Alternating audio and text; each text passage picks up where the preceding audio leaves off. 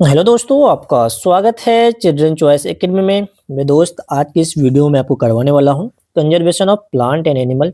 बहुत ही ज़्यादा important chapter है ये। जैसे हर साल आपके एग्जाम में क्वेश्चन आते हैं, इसलिए प्लीज़ इसको बहुत अच्छे तरीके से आप कीजिएगा। और ये आपका डे नंबर 6। ऑलरेडी मैंने आपको डे नंबर 1 से लेकर डे नंबर 5 तक मैंने कंप्लीट करवा दिया है।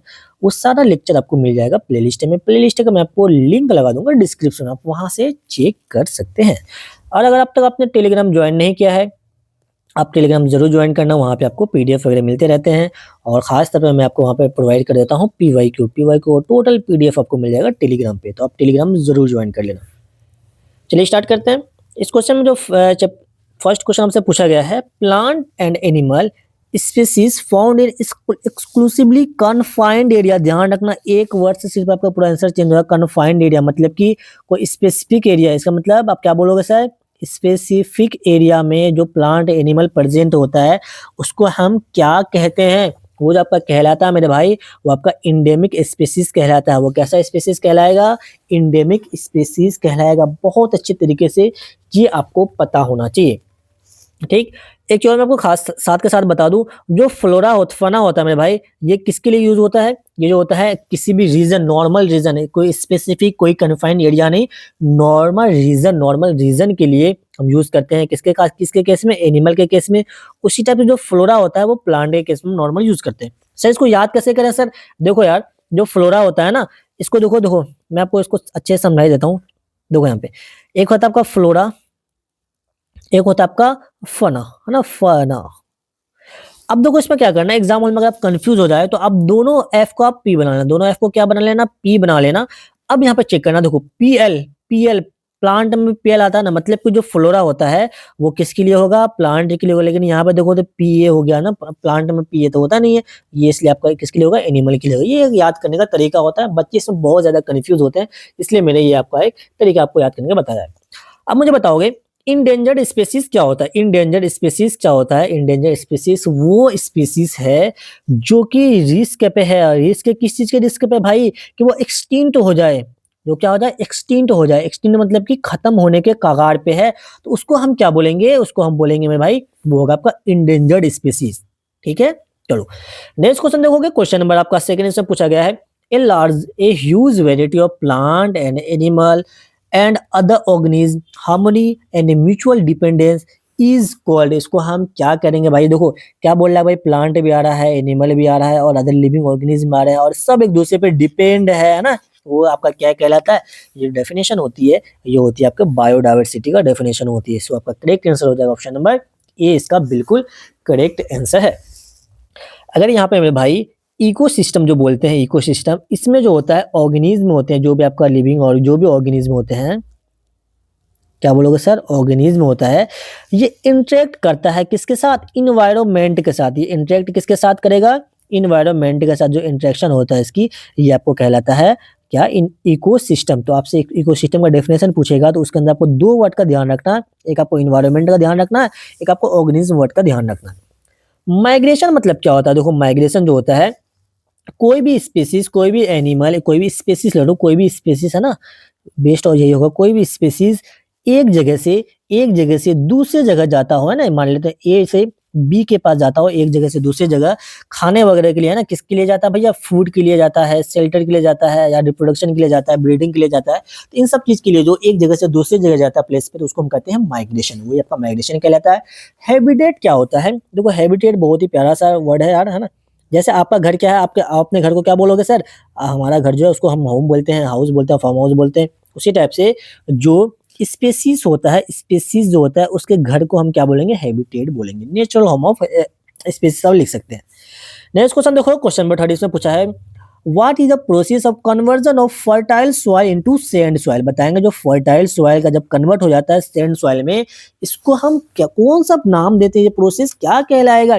ये प्रोसेस कहलाएगा मेरे दोस्त, ये आपका क्या डिफोरेस्टेशन करेगा ना भाई? देखो बच्चे यहाँ पे देखो, ये दोनों में कंफ्यूज है। डिफोरेस्टेशन नहीं है, नहीं नहीं। अगर डिफोरेस्टेशन क्या होता है? जब आप फॉरेस्ट को कट करो, इसमें देखो कटिंग ऑफ फॉरेस्ट। डिफोरेस्टेशन मतलब फॉरेस्ट को कट कर दो।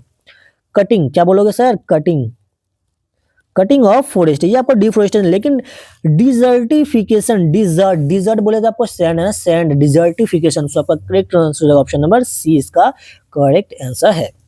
ठीक है भाई।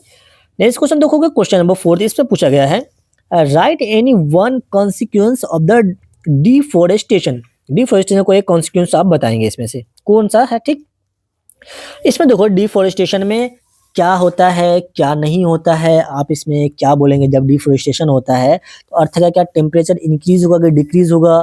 ठीक है, ये आपसे पूछा गया है। तो बिल्कुल सर, जब डिफोरेस्टेशन होता है तो अर्थ का जो टेम्परेचर होता है वो इंक्रीज होगा, डिक्रीज नहीं होगा। आप देखो डिफोरेस्टेशन क्या होगा भाई, मतलब आपने पेड़ को कट कर दिया, समझो अच्छे से। आपने क्या किया भैया, ट्री जो पेड़ वगैरह थे उसको आपने कट कर दिया। ठीक है, अगर आप कट करते हो, आपको पता है कट करने के बाद CO2 का लेवल बढ़ेगा। CO2 जो क्या काउज करता है आपको पता है, ग्लोबल वार्मिंग काउज करता है। ठीक, ग्लोबल वार्मिंग काउज करता है। ग्लोबल वार्मिंग को क्या कहते हैं, नॉर्मल वर्ड में, मतलब भाई नॉर्मल वर्ड में बताओ तो जो टेम्परेचर को इंक्रीज कर दे ग्लोबल वार्मिंग कहलाता है। नॉर्मल, देखो इसको आप डेफिनेशन कंपेयर ना करना, मैं आपको समझाने के लिए बता रहा हूँ। ग्लोबल वार्मिंग मतलब जब CO2 का लेवल बहुत ज्यादा अप हो जाता है, ज्यादा हो जाता है, टेम्परेचर जो होता है अर्थ का वो इंक्रीज होने लगता है। तो सो आपका करेक्ट आंसर आपका जाएगा ऑप्शन नंबर सी, इसका करेक्ट। आई होप आपको कंसेप्ट भी समझ में आया होगा। कह रहा है डिक्रीज ना भाई, डिक्रीज तो कभी होगा ही नहीं, कभी तो होगा ही नहीं। उसके बाद ग्लोबल वार्मिंग काउस, देखो इस पे अगर यहाँ पे होता है ग्लोबल वार्मिंग काउस, डिफोरेस्टेशन क्या क्या काउस कर रहा है भाई, ग्लोबल वार्मिंग में काउस कर रहा है, CO2 का लेवल को इंक्रीज कर रहा है और आपका टेम्परेचर भी इंक्रीज कर रहा है। ये तीन आपको याद रखना है डिफोरेस्टेशन के वजह। आइए देखते हैं क्वेश्चन नंबर 5, इसमें पूछा गया global warming is cause due to increase amount of, बताएंगे भाई। तो मैंने जस्ट बताया कौन से गैस का अमाउंट इंक्रीज हो जाता है जो ग्लोबल वार्मिंग कंडीशन कहलाता है। तो जस्ट भाई आपको मैंने बताया है, ये बहुत बार ये क्वेश्चन आपके एग्जाम में भी आया है। आप क्या बोलोगे सर, कार्बन डाइऑक्साइड गैस जो होता है इसके इंक्रीज होने से आपका क्या होता है, ग्लोबल वार्मिंग काउज होता है। तो इसके बारे में देखो यार, एक तो आपका समझ में आया कि ग्लोबल वार्मिंग करवाता है, और ये रिलीज कब होता है ये आपको मैं नेक्स्ट चैप्टर में से करवाऊंगा अभी, जब कंप्लीट कंबशन होता है ना, कंप्लीट कंबशन नेक्स्ट में बताएंगे ना। चलो अभी छोड़ देते हैं इसको, नहीं बता ही देता हूँ।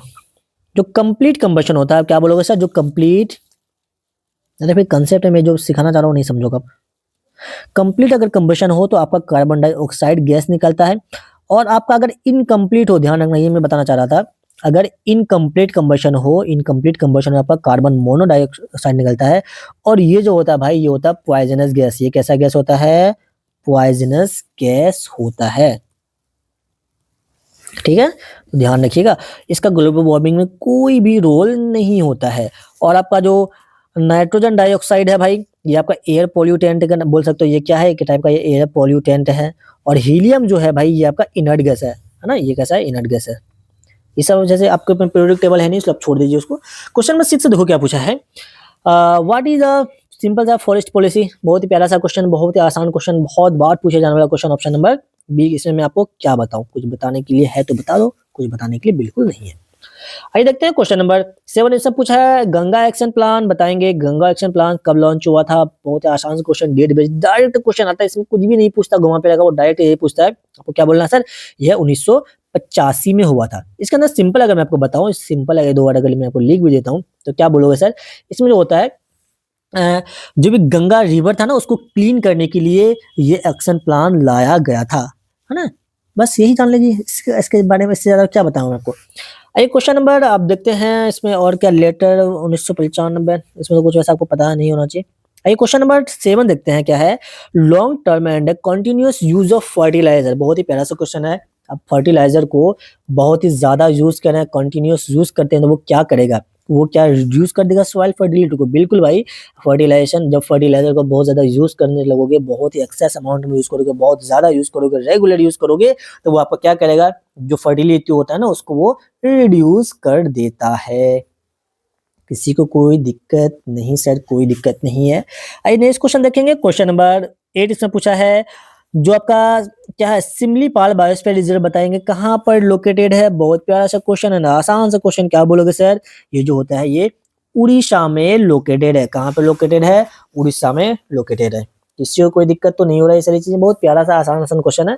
एक क्वेश्चन में देखते हैं, क्वेश्चन नंबर 9, इस क्वेश्चन आपसे पूछा गया, the species which are not aware of extinct are called, बताएंगे ऐसा स्पीसीज जो कि अच्छा ऑन, जो कि एक्सटेंड होने के कगार पे है। ऑलरेडी मैंने आपको शायद कि फर्स्ट या सेकंड क्वेश्चन में ये चीज मैंने आपको करवाया है कि ऐसा स्पीसीज जो कि खत्म होने के कगार, एक्सटेंड मतलब खत्म हो रहा है ना, अब खत्म हो जाएगा, थोड़ा सा होता है ना, मान लेते हैं इतना कोई चीज इतना है, ये आपको एक क्या बना दो, चलो कुछ भी मान लेते हैं इसमें पानी इतना फुल है, तब पानी फुल है, और यही चीजें होता है ना, इसके अंदर पानी कम होते मान के चलो इतना सा आ गया, इतना सा है ना, वो पूरा कम था, अब ये खत्म होने के कागार पे है, ये पानी अब बस इतना सा गया कि पूरा पानी अब उसके अंदर रहेगा ही नहीं, तो यही आपका कहलाता है इन डेंजर, मतलब इतना सा जो अमाउंट बचा हुआ है, इतना सा जो बचा हुआ है ना, जो कि अब तो अगर वो पानी निकला तो फिर ये आपका इम्पटी स्पीस हो जाएगा, ये आपका कहलाता है क्या, इंडेंजर्ड, ये आपका क्या कहलाएगा, इंडेंजर्ड। तो मतलब कि ऐसा स्पीसीज जो कि खत्म होने के कगार पे है, उसको हम कहेंगे इंडेंजर्ड स्पीसीज।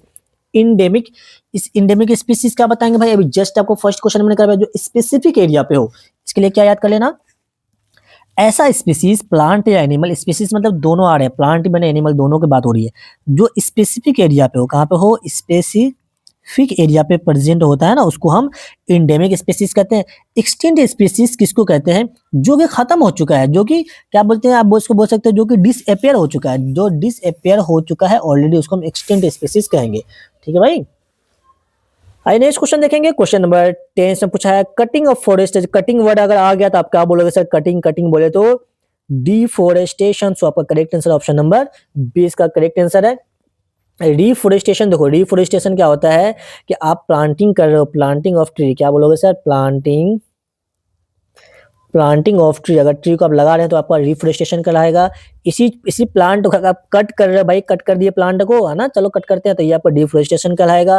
कंजर्वेशन क्या होता है, प्रोटेक्ट करना, कंजर्वेशन मतलब इसी प्लांट को एनिमल को, किसी भी चीज को सिंपल वर्ड में कंजर्वेशन आप बोल सकते हो, है ना, कंजर्वेशन ऑफ फॉरेस्ट बोल सकते हो, ज्यादा बेस्ट रहेगा, कंजर्व करना किसी भी फॉरेस्ट को। अब लिख देता हूँ मैं, चलो लिख देता हूँ, जो प्रोटेक्शन लिख लो, है ना, प्रोटेक्शन ऑफ फॉरेस्ट अगर कर दो आपका कंजर्वेशन कहलाता है। नेक्स्ट क्वेश्चन देखो, क्वेश्चन नंबर 11 से पूछा है प्लांट बिलोंगिंग, तो देखो यही क्वेश्चन, इसी चीज के लिए मैंने आपको स्टार्टिंग में ट्रिक बताया था भाई, जो आपसे पूछा है बताएंगे प्लांट जो पार्टिकुलर एरिया पे होता है उसको हम क्या स्पेशल क्या नाम देते हैं प्लांट को। तो बच्चे यहाँ फ्लोरा फौना में अब यहाँ पे कंफ्यूज बिल्कुल अभी भी हो गए होंगे, तो आपको क्या करना है उसके लिए, एफ को पी बनाइए, एफ को पी बनाइए, फिर दूसरा वर्ड देखिए पीएल, मतलब पीएल बोले तो प्लांट, मतलब ऑप्शन नंबर ये इसका करेक्ट आंसर है। तो फना हो जाएगा मेरे भाई, ये फना हो गया। फना कौन होता है भाई, ये जानवर ही फना होता है ना, इन लोग फना होता है, जानवर के कैटेगरी में आते हैं। आइए क्वेश्चन नंबर 12 इसमें पूछा गया है which of the following is not a reason for migration of bird. मैंने आपको बताया था अभी, जो कोई भी बर्ड माइग्रेट करते हैं ना, माइग्रेट मतलब एक जगह से कोई बर्ड दूसरी जगह जाता है, एक जगह से दूसरे जगह जो जाता है, ये आपका क्या कहलाता है, ये आपका माइग्रेशन कहलाता है, मतलब ए से लेके बी के प्लेस पे जा रहा है, आपका माइग्रेशन कहलाएगा। वो क्यों जाता है भाई, वो अपना खाना को खोजने के लिए जाता है कि नेक्स्ट के लिए, इसमें से कौन सा कंडीशन इसमें नहीं है, कौन सा रीजन नहीं होता है ना, ये आपको पूछा गया है।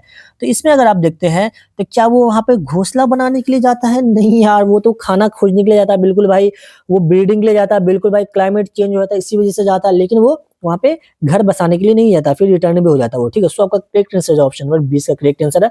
इंपोर्टेंट क्वेश्चन, इसको याद रखना। आइए क्वेश्चन नंबर 13 इसमें पूछा गया है लॉन्ग टर्म एंड कंटिन्यूस, अच्छा ये तो ऑलरेडी दोबारा आई थिंक, चलो ये आपके लिए होमवर्क का कमेंट कीजिएगा। क्वेश्चन नंबर 14 पूछा गया है the huge variety of plant and animal, repeat question, ये भी शायद रिपीट क्वेश्चन हो गया यार, है ना, ये भी क्वेश्चन मैंने करवा दिया है। What is the process of conversion of fertile soil, ये भी रिपीट क्यों हो रहे भाई क्वेश्चन इतने, ये भी क्वेश्चन शायद मैंने करवा दिया। चलो अच्छा कुछ क्वेश्चन रिपीट हो गया भाई, है ना। क्वेश्चन नंबर 16 देखो मेरे दोस्त, इसमें पूछा गया है yellow revolution is related to increase, बताएंगे येलो रिवोल्यूशन किससे रिलेटेड है, कौन सा रिवोल्यूशन, येलो रिवोल्यूशन किससे रिलेटेड है, तो आप क्या बोलोगे मेरे दोस्त मेरे भाई, ये जो रिलेटेड है, क्या ये पल्स प्रोडक्शन से रिलेटेड है, नहीं सर, पल्स प्रोडक्शन से रिलेटेड नहीं है। पल्स प्रोडक्शन से आप बोल सकते हैं कि इससे रिलेटेड जो होता है व्हाइट रिवोल्यूशन होता है, इससे रिलेटेड कौन सा रिवोल्यूशन होता है, व्हाइट, क्या होता है, व्हाइट होता है। व्हाइट में एक चीज और ध्यान रखिएगा, व्हाइट जो रिवोल्यूशन होता है वो आपका मिल्क से भी रिलेटेड होता है, तो ठीक है, जो ऑयल प्रोडक्शन होता है उसी से आपका रिलेटेड है, कौन सा, येलो रिवोल्यूशन, किससे रिलेटेड है, ऑयल प्रोडक्शन से रिलेटेड है। उसी टाइप से आप देखते हैं फूड ग्रेन रेवोल्यूशन, ये जो होता है भाई हम सब जानते हैं, फूड ग्रेन बोले तो ग्रीन ग्रीन रेवोल्यूशन होता है इसके अंदर।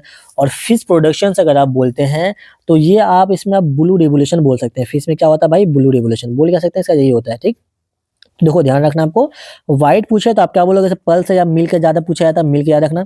ग्रीन पूछे तो फूड प्रोडक्शन, ब्लू पूछे तो फिश प्रोडक्शन, और ऑयल पूछे तो आप बोलेंगे, सॉरी येलो पूछे तो oil production. Next question, question number 17 में आपका स्वागत है। इस क्वेश्चन में आपसे पूछा गया है group of population which are capable interbreeding. बहुत ही इंपॉर्टेंट क्वेश्चन, इसको आप 10-15 स्टार लगा लीजिएगा। हर बार क्वेश्चन पूछा जाता है। इंटरब्रीडिंग वर्ड कभी भी देखो, क्या देखो मेरे दोस्त, इंटरब्रीडिंग वर्ड कभी भी देखो, आप आ जाओ डायरेक्ट है स्पीसीज में, कभी भी देखना डायरेक्ट आ जाना स्पीसीज में। इवन की 11th क्लास में जब आएंगे तो ये वर्ड आप सुनेंगे, वहां पे भी आंसर यही होगा और यहाँ पे भी आंसर यही होगा, हर जगह आंसर इसका यही होगा। इंटरब्रीडिंग वर्ड मतलब स्पीसीज है ना, सिंपल वर्ड में आपको ऐसे याद करना। इंडेंजर्ड स्पीसीज जो कि खत्म होने के कगार पे, एक्सटिंक्ट मतलब जो खत्म हो चुका है, फना मतलब कि एनिमल के बारे में बात हो रही है। आइए देखते हैं क्वेश्चन नंबर 18 इसमें पूछा है जो क्योटो प्रोटोकॉल है, agreement among may be country, बताएंगे इस कौन कौन से, इसके लिए एक सिंपल सा क्या है, क्योटो प्रोटोकॉल है क्या, ये आपसे पूछा गया है। इसके बारे में आप क्या बोल देना, सेव रिवर वाटर, ना भाई इसके लिए तो सेव रिवर वाटर के लिए नहीं था। प्रोमोट पीपल, नहीं भाई ये भी गलत बात है, सेव पॉपुलेशन नहीं। Reduce emission of green house gas, जो ग्रीन हाउस गैस है उसको कैसे रिड्यूस किया जाए ना, उसको उसके इमिशन को रिड्यूस करने के लिए जो एक एग्रीमेंट हुआ था उसी को हम कहते हैं क्योटो प्रोटोकॉल। सिंपल सी बात।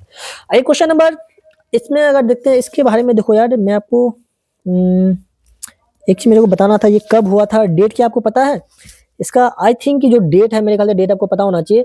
क्योटो प्रोटोकॉल जो हुआ था इसके डेट के बारे में 1900 कितना था, 1997, अच्छा 1947 में हुआ था। कब हुआ था मेरे भाई? 1947 में हुआ था।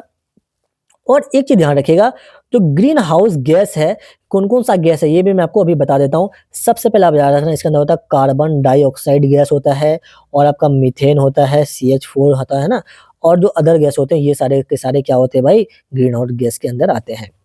क्वेश्चन नंबर 19 देखो, इसमें पूछा है which of the following is exhaustible natural resources, बताएंगे इसमें से एग्जॉस्टेबल नेचुरल रिसोर्सेज कौन सा है, एग्जॉस्टेबल कौन सा है। आप क्या बोलोगे सर, या क्या बोलोगे कि आपका जो ऑप्शन नंबर इसका कौन सा क्या है, which of the following is an exhaustible natural resources, natural resources पूछा, ऑप्शन नंबर सी इसका करेक्ट आंसर है। एग्जॉस्टेबल मतलब क्या, देखो सर ये कैसे बता रहे हो सर, हमें बताओ। हाँ ना, बिल्कुल यार बताएंगे आपको। एग्जॉस्टेबल मतलब कि जो खत्म हो जाए, जो फाइनाइट हो, जो कि खत्म हो सकता है, जो क्या हो, फाइनाइट हो, उसको एग्जॉस्टेबल कहते हैं। इनएग्जॉस्टेबल मतलब कि जो खत्म नहीं हो सकता, तो जो आपका देखो ये आपका एयर और वाटर जो हो गया, सॉरी सनलाइट और एयर जो हो गया, ये आपका कैसा किसका एग्जांपल है, इनएग्जॉस्टेबल का एग्जांपल है, ठीक, जो कि इनफिनाइट में हो और ये खत्म ना हो सकता हो। एक क्वेश्चन नंबर 20 इसमें पूछा गया है the species of plant and animal found in particular area, अभी जस्ट मैंने बताया कभी भी स्पेसिफिक एरिया पूछ ले, पार्टिकुलर एरिया पूछ ले, आप क्या बोलोगे सर, वो आपका कहलाएगा इंडेमिक स्पीसीज। एंड एपिडेमिक तो कोई वर्ड है ही नहीं यार, एपिडेमिक तो कोई वर्ड ही रिलेटेड मेरे को नहीं लग रहा है, ठीक है। तो आपका आपका ऑप्शन नंबर इसका हो जाएगा ऑप्शन नंबर डी इसका करेक्ट आंसर है। एक्सटिंक्ट मतलब जो खत्म हो चुका है, जो क्या हो चुका है भाई, जो खत्म हो चुका है, जिसकी है ना जा चुका है बेचारा। क्वेश्चन नंबर 21 में पूछा है group of species similar individual, क्या पूछा, इंटरब्रीडिंग। अरे सर इंटरब्रीडिंग वर्ड आ गया, अरे भाई इसमें फिर आपको कुछ पढ़ना ही नहीं है, स्पीसीज लगाइए और आगे चलिए। आते हैं देखते हैं कान्हा नेशनल पार्क बताएंगे कहाँ पर लोकेटेड है। जो कान्हा नेशनल पार्क है वो कहाँ पर लोकेटेड है, क्या वो गुजरात में लोकेटेड है? अरे ना मेरे दोस्त, वो जो लोकेटेड होता है मध्य प्रदेश में लोकेटेड है। आई होप आपको मजा आ रहा होगा, वीडियो जब पॉज कर लिया कीजिए, फौरन जैसे क्वेश्चन आता है। तो ये कहाँ पे है मेरे भाई, मध्य प्रदेश में है, गुजरात में। आप याद रख लेना, गुजरात जिसे गिर नेशनल पार्क है ना, गिर नेशनल पार्क कहाँ पे है, गुजरात में है नेशनल पार्क। आंध्र प्रदेश वैसे आप छोड़ सकते हो, रतन कोई इसको भी छोड़ दिया है ना। क्वेश्चन नंबर देखते हैं 23। इस क्वेश्चन ने पूछा है इंडेमिक फाना स्पीसीज फाउंड इन क्या पसमारी बाश्परिचर्या, बताएंगे यार इसमें से कौन क्या क्या होता है, कौन कौन से फना होते हैं। फना बोले तो एनिमल, इसके अंदर कौन सा एनिमल प्रेजेंट होता है। प्यारा सा क्वेश्चन है, याद करने, ये बस आपको याद हो तो आंसर आएगा, नहीं है तो नहीं आएगा। सर करेंगे है ना, बाइसन एंड फ्लाइंग स्क्वायर्स होते हैं इसके अंदर। आइए क्वेश्चन नंबर 24 इसमें पूछा गया है पेंथरा लियो लायर एंड पेंथरा औसत, बताएंगे क्या है जो पेंथरा लियो है और जो पेंथरा। देखो यार ये थोड़ा सा ना लेवल अप क्वेश्चन, इस टाइप के क्वेश्चन अब आपके एग्जाम में नहीं आते हैं, ठीक है। अब जब आगे पढ़ोगे ना किसी का जैसे नाम रखते हो ना, बायोनोमियल नेम होता है, तो उसी हिसाब से पूछा गया है। जो फर्स्ट होता है स्पीसीज, सेकंड है जीनस, उसी से पूछा है, ध्यान रख लेना बस आपको। ये जो होता है ये आपका जीनस होता है। अभी जरा डिटेल में अगर मैं आपको ये 11th में पढ़ोगे इतना लेवल, कुछ कुछ क्वेश्चन थोड़ा सा इंपोर्टेंट हाई लेवल का पूछ लेगा, लेकिन आपके एग्जाम में अगर आएगा तो सेम आएगा, अदरवाइज नहीं आएगा। The water holding capacity is highest बताएंगे, वाटर होल्डिंग कैपेसिटी सबसे ज्यादा किस में होता है, मैक्सिमम बताएंगे। क्या सैंडी सॉइल में होगा? अरे सर सैंडी सॉइल में कैसे होगा सर, हमें ये बताओ। इसके पास तो सबसे है ना, जो जो आप बालू में पानी डालो और है ना बालू में, ये तो बस सबसे लो होता है। आपसे पूछा हाईएस्ट पूछा है, तो ये इसके अंदर तो लोवेस्ट होता है। इसके अंदर क्या होता है भाई, इसके अंदर लोवेस्ट होता है। तो आपका जो करेक्ट आंसर जाने वाला ऑप्शन नंबर बी जो होता है, इसके अंदर हाईएस्ट होता है। लोवेस्ट और जो होता है ये भी ठीक है, बीज वाली बात है, ये क्या है, बीज वाली बात है, मॉडरेट बोल सकते हो। The percentage of nitrogen in atmosphere, प्यारा सा क्वेश्चन, एटमॉस्फेयर के अंदर बताएंगे कौन कौन से गैस होते हैं और कितने कितने परसेंट होते हैं। तो आपसे पूछा गया है स्पेशल नाइट्रोजन के बारे में, लेकिन जो एटमॉस्फेयर में जो भी गैस होते हैं, मैं आपको 2-3 गैस आपको पता होना चाहिए। एक होता है आपका नाइट्रोजन, एक होता है आपका ऑक्सीजन, और एक और क्या होता है, आप क्या बोलोगे सर, क्या बोलते हैं भाई, जो आपका सॉरी नाइट्रोजन जो होता है मेरे भाई, इसमें बस याद रख लीजिए, ये जो होता है आपका 21% हो गया, 78% होगा। आप क्या बोलोगे सर, ये जो होता है 78% होता है। 78% क्या होता है भैया, नाइट्रोजन होता है। ऑक्सीजन जो होता है मेरे भाई, ये 21% होता है। बाकी देखो इसको जब ऐड करोगे तो 99 के करीब हो जाएगा। 1% गैस जो होता है, ये अदर गैस होता है 1%। तो याद क्या रखना आपको, जो नाइट्रोजन होता है, एन से नाइट्रोजन, एन से 18 78, वैसे पता ही होता है आप सबको। 78% क्या है भाई, नाइट्रोजन है, और 21% क्या है, ऑक्सीजन है। 21% ऑक्सीजन बोले तो मैं साफ लिख देता हूँ, 21% आपका ऑक्सीजन है, और 78% आपसे देखो नाइट्रोजन पूछा, कल ऑक्सीजन पूछा था, आप क्या बोलोगे 21%। 27 ने पूछा है रेड बुक डाटा जो बताएंगे, ये किसका सोर्स है। बहुत प्यारा सा क्वेश्चन, इस क्वेश्चन को आप इंपोर्टेंट लगा लीजिए, है ना, इंपोर्टेंट क्वेश्चन, इसको आप जरूर कर लीजिएगा। रेड बुक डाटा बताओ, ये किसका रिकॉर्ड को रखता है, किसके बारे में ये चर्चा करता है भाई, किसके बारे में इसके अंदर लिखा जाता है। ध्यान रखिएगा, जो इंडेंजर्ड स्पीसीज होती है ना, उसके बारे में लिखा जाता है। रेड बुक डाटा जो होता है, इसको पब्लिश कौन करता है, तो IUCN जो होता है, एक ऑर्गेनाइजेशन है। इसका आपको हमें क्या बताना, होमवर्क है, इसका फुल फॉर्म आप लिखेंगे, और ये इसका फुल फॉर्म बहुत इंपॉर्टेंट है, एग्जाम में आपका पूछा जा सकता है। ठीक है, आइए क्वेश्चन नंबर क्या है, डिफोरेस्टेशन बताएंगे। डिफोरेस्टेशन क्या लीड करेगा, फिर से प्यारा सा एंड आसान सा क्वेश्चन।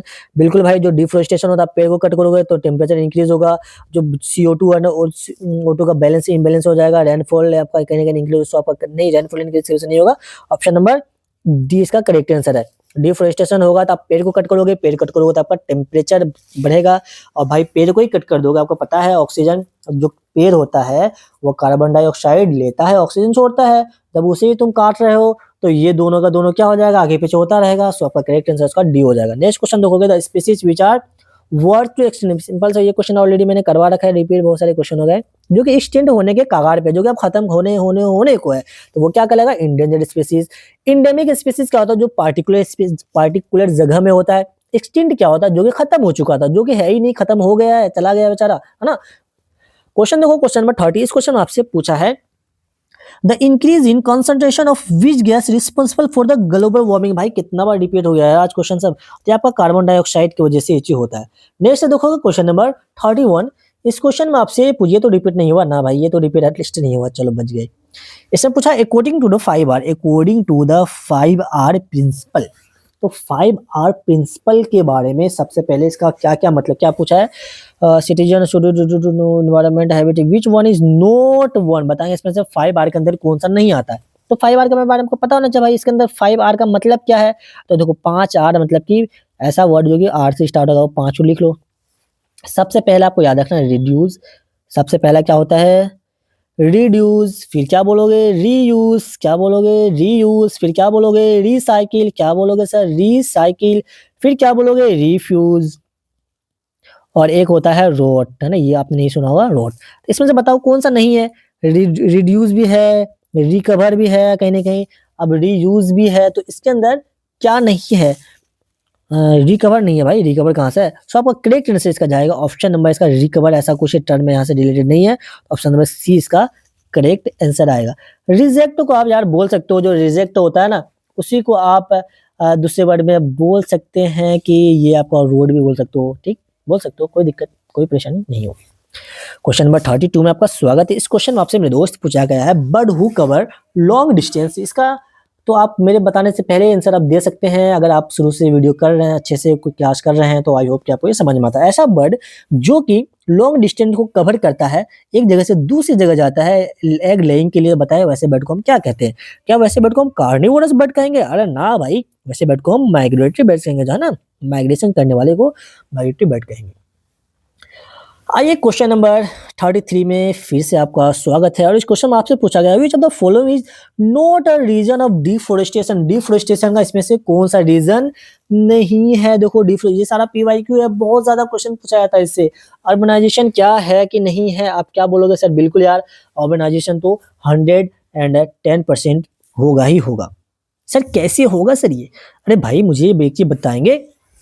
अर्बनाइजेशन मतलब कि यार कहीं भी इंडस्ट्री वगैरह लगा रहे हो तो इंडस्ट्री लगाओगे तो भाई फॉरेस्ट को काटना ही पड़ेगा, तो कहीं ना कहीं ये रीजन तो है। इंडस्ट्रियलाइजेशन बात वही हो गई। एग्रीकल्चर, एग्रीकल्चर के लिए भाई आप क्या करोगे भाई? फूड वगैरह मतलब कि पेड़ वगैरह को काटोगे तभी तो एग्रीकल्चर करोगे। क्या खेत जहाँ पे वहीं पे आप एग्रीकल्चर स्टार्ट करना है? बहुत बच्चे ये लगाते हैं, तो ध्यान रखना, गलत आपका आंसर हो जाएगा यार। एग्रीकल्चर नहीं होगा। अगर यहाँ पे आप प्लांट मतलब फूड वगैरह ये प्लांट मतलब पेड़ वगैरह लगे हुए हैं, आपको यहाँ पे एग्रीकल्चर करना है, तो सबसे पहले इसको आप कट करोगे। इसको कट करोगे तो फिर तो आप यहाँ पे आप ना क्या करोगे भाई? एग्रीकल्चर करोगे ना, तो बहुत मेजर कॉस्ट यही है। सो आपका करेक्ट आंसर हो जाएगा option number C correct. Conservation of forest, भाई फॉरेस्ट को बचाना कहीं से भी डिफोरेस्टेशन को ये नहीं करता है। क्वेश्चन नंबर देखो, विच ऑफ द एक्सटिंक्ट स्पीसीज, इसी चीज को क्वेश्चन मैं वेट कर रहा था। एक्सटिंक्ट स्पीसीज बोले तो जो खत्म हो चुका है, जो बाय बाय, जिसको बोल दो भैया bye bye, tata bye bye. गलत है, उल्टा लिख दिया भैया, उल्टा। टाटा बाय बाय, उसको क्या बोल दो? Tata bye bye, tata bye bye, tata tata. अरे केस दो दो बार क्या लिखे? चलो समझ आओ ना, फीलिंग में समझ लो। तो टाटा बाय बाय, जिसको टाटा बाय बाय हो चुका है, तो वो एक्सटेंड स्पीसीज का मतलब जो अब तक अभी इस दुनिया में अभी प्रेजेंट नहीं है, तो वो आपका क्या कहलाता है? वो आपको याद रखना, वो आपका है ऑप्शन नंबर ए, बिल्कुल करेक्ट है। डोडो जो आता है वो एक्सटेंड के एग्जाम्पल के अंदर आते हैं। आइए क्वेश्चन नंबर 35 में पूछा गया है the first national park of India. India का फर्स्ट नेशनल पार्क इसमें से कौन सा है? इंडिया का फर्स्ट नेशनल पार्क कौन सा है? तो जिम नेशनल पार्क जो है ये आपका फर्स्ट नेशनल पार्क है। ठीक है भाई, ये कहाँ प्रेजेंट है सर? ये भी बता दो सर। ये उत्तराखंड में है, यूके बोले तो उत्तराखंड में प्रेजेंट है। इसके बारे में याद रख लेना, जैसे नहीं पूछा जाएगा। 1936 में इसको बनाया गया था, इस वजह से फर्स्ट नेशनल पार्क है। आइए देखते हैं क्वेश्चन नंबर 36। इस क्वेश्चन से पूछा गया है which of the following note a consequence of deforestation. इसमें से कौन सा डिफोरेस्टेशन है? यार ये सब क्वेश्चन काहे रिपीट हो गया है? रिपीट नहीं हुआ शायद, है ना? उसी चीज को घुमा फिरा गया। आपके लिए होमवर्क है, इसको आप जरूर बताइएगा। ऑलरेडी इस टाइप का क्वेश्चन मैंने करवा दिया आपको। क्वेश्चन नंबर आप देखो 37 में से पूछा विच of the following note a method of conservation of forest. हाँ ये क्वेश्चन थोड़ा अलग अच्छा क्वेश्चन है, इसमें से बताएंगे कंजर्वेशन ऑफ फॉरेस्ट करने का कौन सा मेथड नहीं है। का अफोरेस्टेशन जो है अगर ऐसा आप करते हो तो वो कंजर्वेशन का मेथड होगा या नहीं होगा? बिल्कुल सर, एफोरेस्टेशन मतलब फॉरेस्ट लगाना, और फॉरेस्ट लगाना तो यार अपने आप में बहुत अच्छी बात है ना? ये तो बात तो है भाई। रिफोरेस्टेशन देखो, एक चीज मैं आपको बता देता हूँ, फॉर एफोरेस्टेशन और रिफोरेस्टेशन, बच्चे इन दोनों में न जाने क्यों कंफ्यूज होते हैं। रिफोरेस्टेशन देखो, एफोरेस्टेशन मतलब आपका पेड़ लगाना है ना, ट्री लगाना, ठीक। और रिफोरेस्टेशन मतलब कि इसी देखो ये जो पेड़ है, ये जो पेड़ है, अरे अरे क्या हो रहा है ये? अरे रुक जा भाई, रुक जा जरा सा। देखो ये जो पेड़ है मेरे दोस्त, ये पेड़ मान लेते हैं यहाँ पे है। इस पेड़ को आपने क्या किया? इस पेड़ को आपने कट कर दिया है ना, कट कर दिया, फिर से वहां पे आपने पेड़ लगा दिया। ये आपका रिफोरेस्टेशन कहलाता है, सिंपल वे में समझ लीजिएगा। तो ये भी आपका कहने कहीं कंजर्वेशन का प्रोसेस है, ये भी है, ये भी है। ग्रेजिंग से अगर बचाते हो ना, घास वगैरह को बचाते हो जानवर वगैरह से, पेड़ वगैरह को, तो ये भी आपका फॉरेस्ट कंजर्व। लेकिन इंडस्ट्रियलाइजेशन जो मेरे भाई, ये जो होता है ये काउस करता है, तो ये मेथड नहीं है। What is the main M of conservation? Conservation का क्या एम भाई? कंजर्वेशन हम सुने जा रहे हैं, लेकिन इसका एम क्या मेरे दोस्त? आपसे एग्जामिनर ने जब पूछ लिया, मुझे बताओ इसका एम क्या, मुझे एम बता दीजिए बस। तो इसका जो एम होता है to protect natural resources for future generation. बिल्कुल भाई, पहला ही ऑप्शन ये सही है, कहते गलत सही, बिल्कुल सही बात है। हम जो कंजर्व इसलिए करते हैं ताकि नेचुरल रिसोर्सेज प्रोटेक्ट रहे और हमारा फ्यूचर जनरेशन आने वाला जो होता है उसके लिए बचा हुआ रहे, ताकि वो उसका भी यूज कर सके, उसको कोई दिक्कत परेशानी दुख तकलीफ ना हो। क्वेश्चन नंबर देखते हैं 39 से पूछा है which of the following example of in situ. In situ बताएंगे, इन सीटू का इसमें से एग्जांपल कौन सा है? इन सीतु एक्स सीतु, है ना। तो बेहतरीन सा क्वेश्चन है ये। तो देखो यार, जो बोटेनिकल गार्डन होता है ये आपका एक्स सीतु होता है, जो आपका नेशनल पार्क होता है ये आपका इन सीतु होता है, जो आपका जू होता है ये आपका एक्स सीतु होता है, जो आपका सीड बैंक होता है ये भी एक्स सीतु। लेकिन आपसे पूछा इन सीतु बताएंगे, जो नेशनल पार्क होता है वो आपका इन सीतु का एग्जाम्पल होता है। क्वेश्चन नंबर आप देखो, क्वेश्चन नंबर 40, इस क्वेश्चन में आपसे पूछा गया है which of the following conservation involve preservation species natural habitat, बताएंगे इसमें से कौन सा ऐसा कंजर्वेशन का टाइप है जिसका हम नेचर स्पीशीज को हम उसके नेचुरल हैबिटेट में कंजर्व करके रखते हैं, है ना, प्रिजर्व करके रखते हैं। बेस्ट अच्छा सा क्वेश्चन है। इन सिटू एक्स सिटू से रिलेटेड होगा बिल्कुल भाई। कभी भी आपसे पूछा जाए नेचुरल हैबिटेट, कभी आप देख लो तो उससे घर पे रखेंगे, मतलब कि इन सिटू होगा। नेचुरल हैबिटेट बोले तो इन सिटू, मतलब कि जैसा उसका इन्वायरमेंट, जैसा इन्वायरमेंट वो रह रहा था वैसा ही इन्वायरमेंट उसको प्रोवाइड करना, ये आपका इन सिटू कहता है। एक्स सिटू मतलब कि वो आउटसाइड है ना, वो एक जगह से, मान लेते हैं कोई एनिमल है यहाँ पे ए पे उसका जगह है, लेकिन उसको हम कंजर्व करने के लिए, उसको हम हर प्रिजर्व करने के लिए उसको हम लेके जा रहे हैं भाई दूसरी जगह, बी जगह पे लेके जा रहे हैं। ये जो प्रोसेस, ये जो होता है ये आपका होता है एक्स सिटू। ये कैसा होता है, ये आपका एक्स सिटू होता है। लेकिन ये ए है, इसको हम यहीं पे कंजर्व कर रहे हैं, यहीं पे कंजर्व कर रहे हैं, यही आपका, ये आपका क्या कहलाएगा, ये आपका इन सिटू कहलाएगा। आई होप कि आपको इन सिटू और एक्स सिटू में आपको समझ में बात आई होगी। भाई अगर यहाँ पे है तो उसका जैसा हैबिटेट था वहीं पे, चलो भाई तुम यहीं पे रहो, हमें कोई दिक्कत नहीं है, बस हम तुम्हें ग्राउंड मतलब घेर देंगे, तो बाहर नहीं जा सकते हो यहाँ से, बस ये आपका इन सिटू कहलाएगा। एक्स सिटू भाई तुमको यहाँ से पकड़ेंगे और हम दूसरी जगह, जैसे कि किसी इंसान को जेल में डालना, अच्छा एग्जाम्पल है, किसी कोई कोई चोर हो, कोई है ना, कोई चोरी, उसको आप पकड़े हो, उसको ले आके, है ना, उसको उसके घर से उठा कर लेके कहाँ जाना, उसको लेकर जाना है कहाँ पे, जेल में। जब उसको जेल में लेकर जा रहे हो, ये आपका इन सिटू कहलाएगा। लेकिन एक ऐसा इंसान है जो कि गलती किया है, उसकी जो सजा है बस उसको घर में उसको पैक कर देना है ना, उसी के घर में उसी को पैक कर देना है, तो उसको क्या कहेंगे, उसको हम इन सिटू कहेंगे।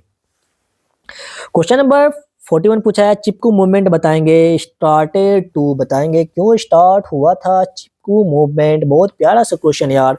ये जो हुआ था, क्या डिफोरेस्टेशन ना है भाई, कभी भी डिफोरेस्टेशन को प्रोटेक्ट फॉरेस्ट फॉर कटिंग, बिल्कुल भैया, जो फॉरेस्ट को कट किया जा रहा था उसको प्रोटेक्ट करने के लिए चिपकू मूवमेंट स्टार्ट हुआ था। याद रखिएगा, जो चिपकू मूवमेंट है ये कहाँ पे स्टार्ट हुआ था, ये भी उत्तराखंड में स्टार्ट हुआ था, और ये भी कब हुआ था, 1973 में हुआ था। आइए क्वेश्चन नंबर देखते हैं 42। इस क्वेश्चन में पूछा है which of the following, which of this is a man made cause deforestation, बताएंगे। ऐसा पूछा है मैन मेड काउज डिफोरेस्टेशन, इसमें बताएंगे इंसान कौन सा काउज करता है डिफोरेस्टेशन। मैन मेड पूछा है, जो लैंडस्लाइड होता है भैया ये नेचुरल होता है, नेचुरल होता है। जो फॉरेस्ट फायर होता है ये भी नेचुरल होता है, लेकिन जो फ्लड होता है ये भी आपका नेचुरल होता है। लेकिन मैन मेड जो होता है, इंडस्ट्रियलाइजेशन बनाना, है ना, इंडस्ट्री वगैरह बनाना, ये आपका मैन मेड होता है। क्वेश्चन नंबर आप देखोगे 43। इस क्वेश्चन आपसे पूछा गया, the place of living organism where environment is home, the place of living organism, यही चीज मैं आपको स्टार्टिंग में क्लियर किया था। द प्लेस, ऐसा लिविंग ऑर्गेनिज्म का प्लेस जहां पे वो रहता है, उसके घर को हम क्या कहोगे आप, उसके घर को हम हैबिटेट कहेंगे। उसके घर को, जैसे हमारा गाँव अपने घर को क्या बोलते हैं भाई, आप अपने घर को क्या बोलोगे, होम। उसी टाइप से जो एनिमल वगैरह होते हैं, लिविंग ऑर्गेनिज्म होते हैं चाहे, तो उसके घर को हम क्या बोलेंगे, हैबिटेट बोलते हैं। ठीक है, जो उसको प्रोवाइड करता है फूड, शेल्टर, मेटर, ये सारा चीज होता है। सिंपल सी बात। आइए, आपकी जो जानवर के घर को हम हैबिटेट बोलेंगे और अपने घर को हम होम बोलेंगे। कोई दिक्कत किसी को, कोई दिक्कत तो परेशानी तो नहीं ना यार। ग्रीन हाउस गैस इसमें से कौन सा है, क्या पूछा है कि मुझे बताएंगे ग्रीन हाउस गैस इसमें से कौन सा गैस है जो ग्रीन हाउस गैस है। आप क्या बोलोगे सर, जो मीथेन होगा वो आपका ग्रीन हाउस गैस होगा। क्या होगा, मीथेन जो है वो आपका ग्रीन हाउस गैस है। देखो यार, इसमें तो आपका आंसर अगर आप जाएं अच्छे तरीके से तो आपका ये कार्बन डाइऑक्साइड भी आ सकता है ना, कार्बन डाइ, लेकिन आपको, लेकिन इन दोनों में अगर बेस्ट ऑप्शन आपको चूज करना पड़े तो आपका मीथेन हो जाएगा। ठीक है, बेस्ट ऑप्शन आपको चूज करना पड़े तो आपका मीथेन होगा। पॉल्यूशन ऑफ, देखो इसके बारे में जो ग्रीन हाउस गैस जो होता है, मेनली आप 3 याद कर लेना। एक तो आपको बता दिया methane CH4, carbon dioxide CO2, और आप नाइट्रोजन ऑक्साइड है, नाइट्रोजन डाइऑक्साइड ये होता है N2O। तो ये जो देखो, ये तीनों जो गैस होते हैं ग्रीन हाउस गैस होते हैं। लेकिन आपको जो मेन जो गैस है, मेन आपका मीथेन मैक्सिमम होता है, बाकी कार्बन डाइऑक्साइड भी होता है, ये तीनों होते हैं। तो ये तीनों अगर ऑप्शन में हो, ऑल हो, तो आप ऑल लगाएंगे। इसमें देखो 2 ही दे रखा है, बोथ अगर होता तो हम बोथ ऑप्शन लगाते हैं, लेकिन इन दोनों में बेस्ट ऑप्शन चूज करना था, आप बोलेंगे मीथेन। तो मीथेन फर्स्ट नंबर पर आता है, देन कार्बन, देन नाइट्रोजन। आइए क्वेश्चन नंबर देखते हैं 45। पॉल्यूशन ऑफ वाटर बताएंगे। जब वाटर में कोई अगर पॉल्यूशन हो जाता है तो वो किस चीज के लिए रिस्पॉन्सिबल होता है, ये क्वेश्चन आपसे पूछा गया है। और बिल्कुल भाई पेपर फ्लेक्स हर चीज के लिए रिस्पॉन्सिबल होता है। और ऑप्शन नंबर इसका डी करेक्ट आंसर है। क्वेश्चन नंबर देखो 46। प्रोजेक्ट टाइगर लॉन्च बताएंगे। कब प्रोजेक्ट टाइगर को लॉन्च किया गया था? तो 1973 में तो किया गया था। 1973 हर जगह है, लेकिन देखो कितना बेहतरीन क्वेश्चन है यार। और डेट भी पूछा है, तो 1 अप्रैल 1973 में लॉन्च किया गया था। क्वेश्चन नंबर देखो 47। सेंचुरी बताओगे। Sanctuary is place where. Sanctuary कैसा प्लेस है, वहां पे क्या चीज को हम रखते हैं, जहाँ पे किसको हम प्रोटेक्शन देते हैं? Sanctuary. Sanctuary wild sanctuary, wild sanctuary, wild sanctuary पढ़े होगा ना आप। वाइल्ड सेंचुरी बोले तो वाइल्ड मतलब जंगली जानवर, वाइल्ड एनिमल मतलब पढ़े हो ना, पेट एनिमल, वाइल्ड एनिमल। तो वाइल्ड याद रखना, जंगली जानवर। तो भाई एनिमल को यहाँ पे हम प्रोटेक्शन देते हैं। किसको देते हैं? एनिमल को प्रोटेक्ट करते हैं। क्वेश्चन नंबर 48 पूछो क्या है, पूछा गया है the growing of more and more plant is called. अच्छा क्वेश्चन है। यहाँ मुझे पता है आप में से बहुत से बच्चे ऐसे रहते हैं जो कि डिफोरेस्टेशन लगाएंगे, बहुत बच्चे ऐसे हैं जो कि एफोरेस्टेशन लगाएंगे। तो याद रखना मेरे भाई, जो आपका मोर एंड मोर मतलब कि प्लांट पे प्लांट लगाए जा रहे हैं, लगाए जा रहे हैं, लगाए जा रहे हैं, उसको कट नहीं करे। देखो एक एरिया है, ये एरिया देखो, ये एरिया है और दूसरा एरिया ये है। दो एरिया से मैं आपको समझाने की कोशिश करता हूँ। अब यहाँ पे एक बंदा है ना, आप में से मान लेते कोई शरीफ बच्चा होगा, जो बच्चा समझदार बच्चा है, जो कि पेड़ वगैरह लगा रहा होता है, उसको समझदारी है। बस एक बंदा है जो कि बस पेड़ लगाया जा रहा, लगाया जा रहा, लगाया जा रहा है भाई, उसको कट उट नहीं करना, लगाया जा रहा, लगाया जा रहा है। ठीक है, यही आपसे पूछा गया। एक ऐसा बंदा है जो कि पेड़ लगाया, पेड़ लगा दिया, फिर क्या कर दिया भैया, फिर उसे कट कर दिया, फिर उसे क्या कर दिया, कट कर दिया ना, फिर उसको कट कर दिया। फिर ऐसा किया कि भाई फिर उसने दोबारा लगा दिया। फिर बच्चों को याद, अरे भाई नहीं कट करना चाहिए, तो फिर से हमने लगा दिया, है ना, फिर हमने लगा दिया। तो सिंपल सी बात है भाई, ये जो बंदा है रेगुलर लगा रहा है, तो ये जो आपका ये डेफिनेशन कहलाएगा, ये आपका कहलाएगा एफोरेस्टेशन। अब अगर जो बच्चा, जो इंसान कट भी कर रहा है, लगा रहा है, कट कर रहा है, लगा रहा है, मतलब रिप्लांटिंग कर रहा है ना, प्लांट मान लेते कट ना भी किया हो, याद मत रखना कट ही किया है।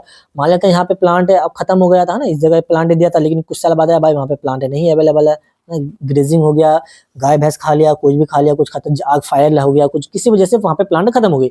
फिर एक बंदा है भाई वहाँ पे प्लांट लगाता है, ये आपका कहलाता है डिफोरेस्टेशन। बाकी डिफोरेस्टेशन मैंने आपको बता दिया है, तो आपका होता है कटिंग ऑफ प्लांट, डिफोरेस्टेशन कहलाता है। सो आपका पूछा मोर एंड मोर है ना, लगाते जा रहा, तो वो आपका कहलाएगा एफोरेस्टेशन। आई होप कि आप कभी भी आप एफोरेस्टेशन और डिफोरेस्टेशन में कंफ्यूज नहीं होंगे। When do we celebrate earth day बताएंगे। अर्थ डे जो होता है हम कब सेलिब्रेट करते हैं, ये जो होता है 22 अप्रैल को हम सेलिब्रेट करते हैं। सिंपल सा क्वेश्चन था। The killing of animal illegally, illegally पूछे तो आपका क्या बोलेंगे, पोचिंग बोलेंगे। इलीगली पूछे तो आप क्या बोलोगे सर, पोचिंग बोलोगे। हंटिंग को आप थोड़ा सा लीगल बोल सकते हो, है ना, लेकिन इलीगली अगर बोले तो आपका पोचिंग कहलाएगा। लेकिन इसको आप देखो, हंटिंग पहले के जमाने में लीगल था, लेकिन अब इसके लिए कौन सा वर्ड होता है, मे बी लीगल, है ना। वैसे तो आप तो लीगल, किसी भी जानवर को मारना मना है ना, हर एक किसी भी जानवर को आप नहीं मार सकते हैं आप। ग्रीन हाउस गैस बताओ। इसमें देखो, इसमें पूरा गैस का नाम यहाँ से पूछ लिया मैंने, आपको क्या क्या बताया था ग्रीन हाउस गैस के लिए मेरे दोस्त। तो क्या क्या बोलोगे मेरे दोस्त, आप बोलोगे सर इसके अंदर होते हैं मीथेन। अरे भाई कैसे रेक्टेंगल बन जा यार, ग्रीन हाउस गैस। तो क्या क्या बोलोगे मेरे दोस्त, मेरे दोस्त आप बोलेंगे सर मीथेन होता है मतलब CH4। सर इसके अंदर कार्बन डाइऑक्साइड होता है मतलब CO2। सर इसके अंदर नाइट्रस ऑक्साइड होता है मतलब कि N2O।